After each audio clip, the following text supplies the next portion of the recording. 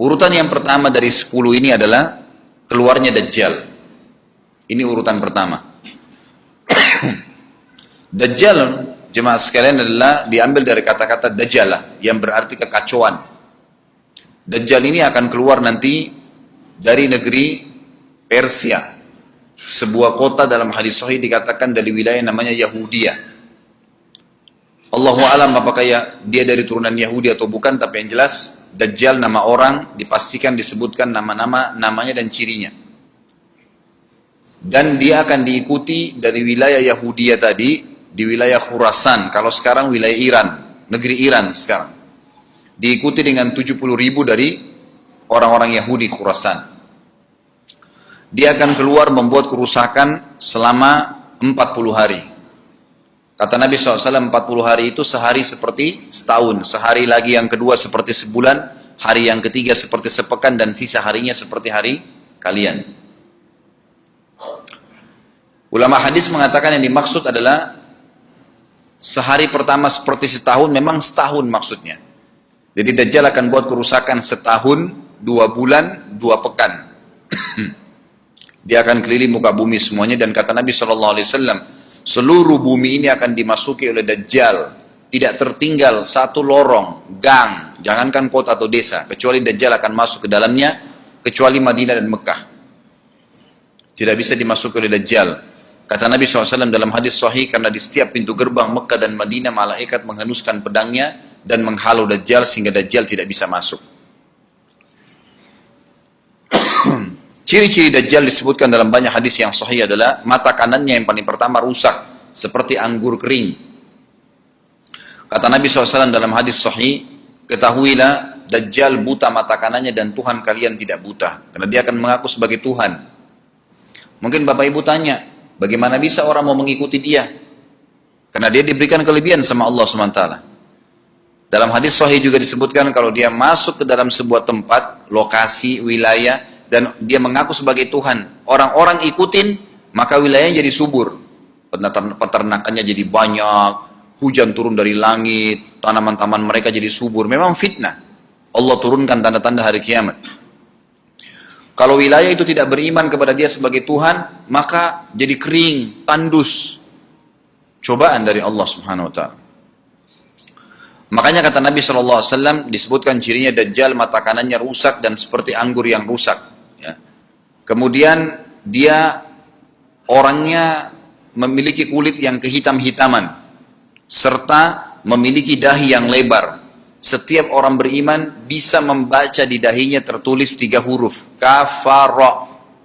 Semua orang yang ngerti tulisan Arab, tidak ngerti tulisan Arab akan bisa tahu dan baca itu. Di dahinya tertulis, naudzubillah, kafara, kufur. Semua orang muslim, orang beriman bisa baca itu.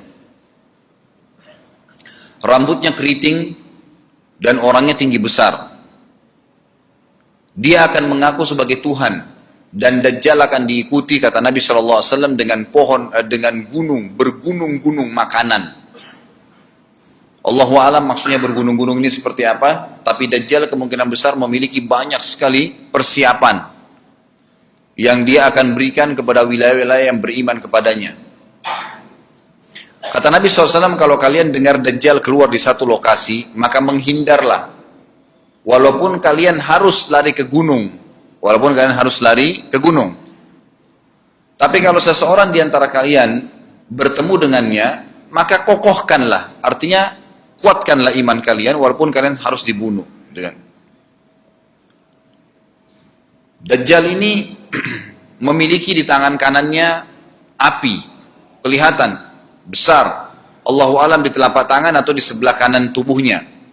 Kemudian di sebelah kirinya itu memiliki air yang sejuk seperti sebuah lautan yang luas.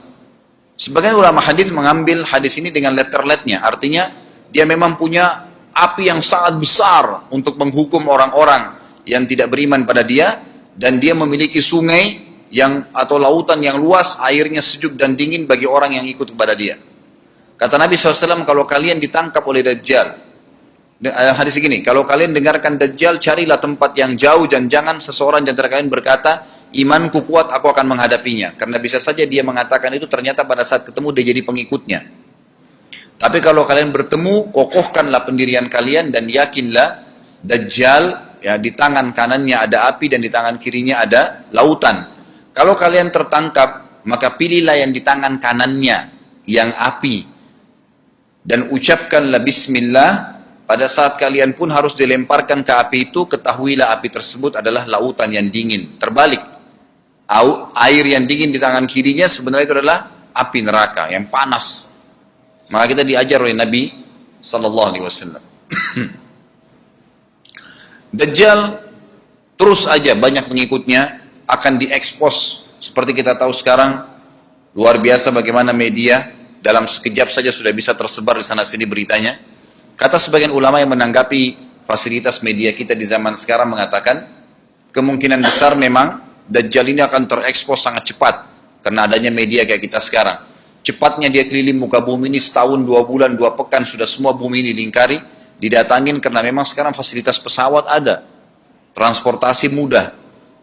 Dan memang ada salah satu hadis yang dihasankan oleh para ulama, salah satu tanda-tanda hari kiamat adalah adanya besi yang berterbangan yang menjadi tunggangan manusia. Sekarang ada pesawat, ada kereta api, ada mobil. Nah, itu ada hadisnya. Maksud tanda-tanda hari kiamat. Dajjal nanti akan masuk ke Mekah dan Madinah, akan tiba di Mekah dan Madinah, tapi yang dibahas dalam hadis adalah di kota Madinah. Mohon maaf. Lalu kemudian dia mau masuk tapi tidak bisa dihalang, maka dia naik ke atas sebuah gunung yang tinggi bersama pengikutnya, lalu dia berkata kepada para pengikutnya, apakah kalian lihat istana yang putih itu? Maksudnya melihat ke Masjid Nabawi. Lalu berkata para pengikutnya, iya tentu saja. Lalu berkatalah, ya, Dajjal itu adalah istananya Muhammad. Tidak bisa dia masuk ke dalam. Dia hanya batas wilayah haram di luar kota Madinah. Maka kata Nabi SAW, Dajjal pun menepukkan telapak kakinya ke bumi di luar kota Madinah, maka terjadilah gempa di kota Madinah, dan keluar dengan gempaan tersebut semua orang yang munafik. Karena orang kafir nggak ada di Madinah. Semua orang yang di dalam hatinya ada sifat kemunafikan keluar dan jadi pengikutnya Dajjal karena goncangan itu. Dan tertinggallah di kota Madinah orang yang hatinya bersih imannya kepada Allah Subhanahu Wa Taala. Lalu kata Nabi SAW akan keluar dari kota Madinah nanti saat satu orang anak muda dengan hikmah Allah, dia keluar dan orang ini bersih hatinya dengan keimanan. Maka Dajjal pun menangkapnya.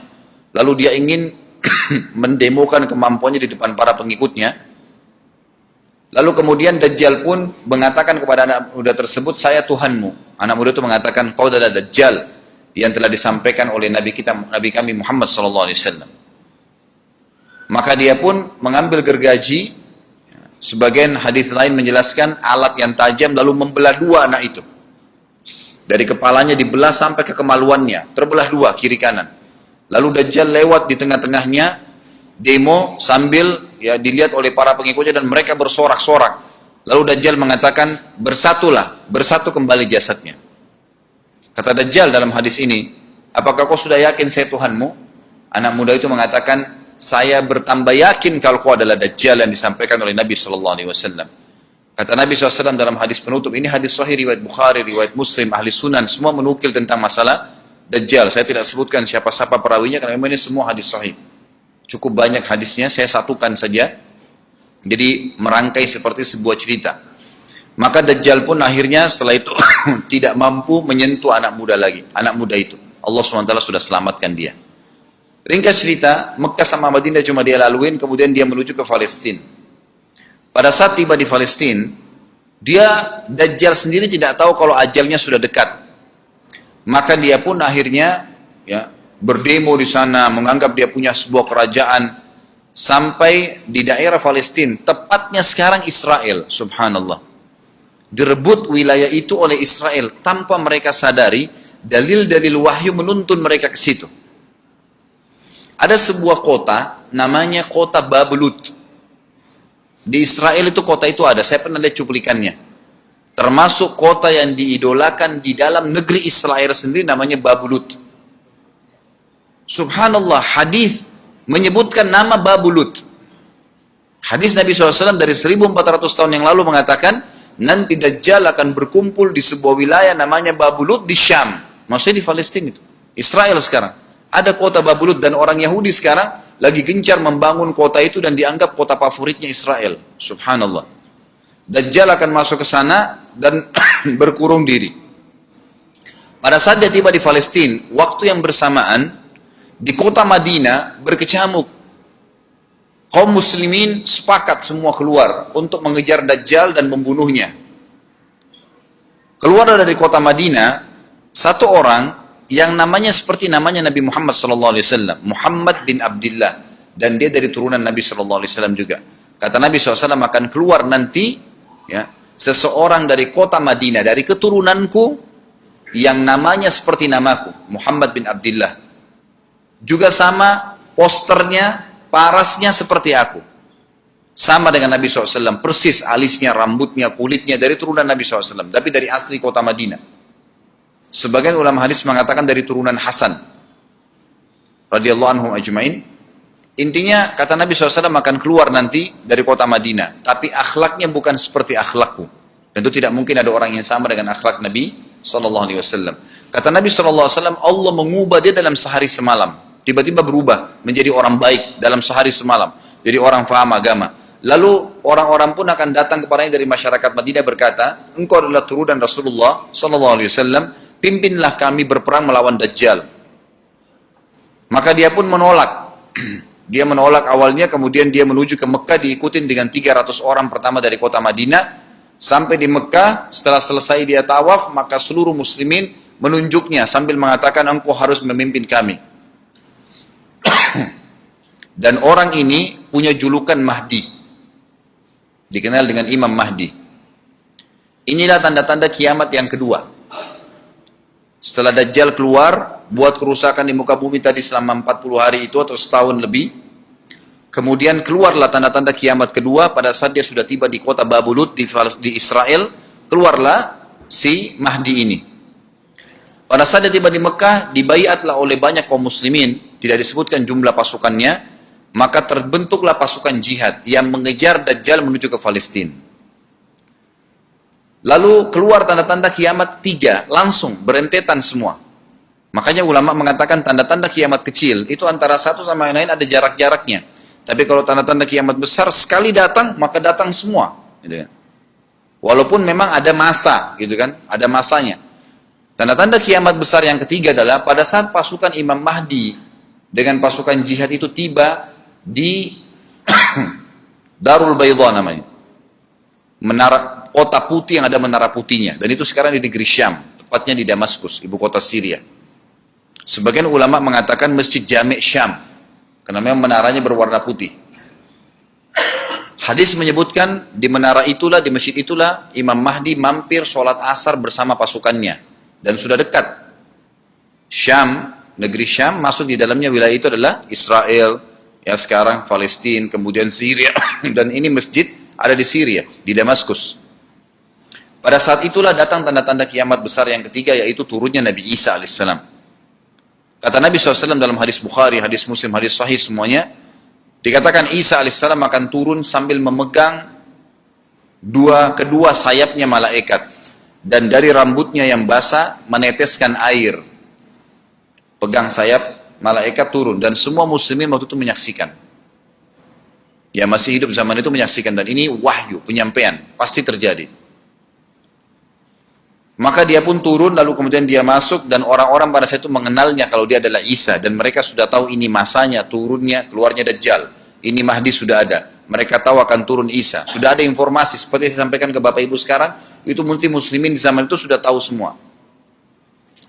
Maka Isa pun alaihissalam waktu itu dipersilakan oleh Mahdi untuk jadi imam, maka dia pun mengatakan tidak. Imam dari kalangan kalian. Dan kata Nabi SAW, ini kemuliaan bagi umat ini, karena Nabi sholat di belakang umat ini. Semestinya kalau ada Nabi, pasti Nabi jadi imam. Tidak mungkin digantikan oleh manusia biasa. Tapi waktu itu Imam Mahdi menjadi imam dan Nabi Isa sholat di belakangnya.